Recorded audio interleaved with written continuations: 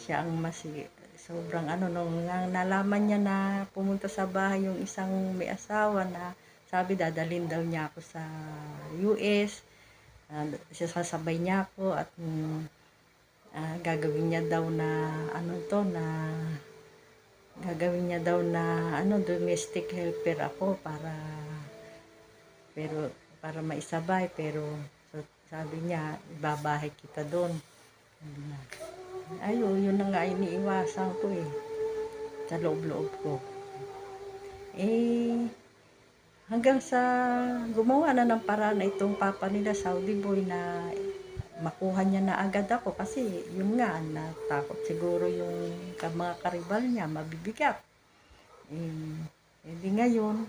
yung ang isa pang dahilan, nakuha niya na ako, agad na buntis na agad ako at ang hirap ko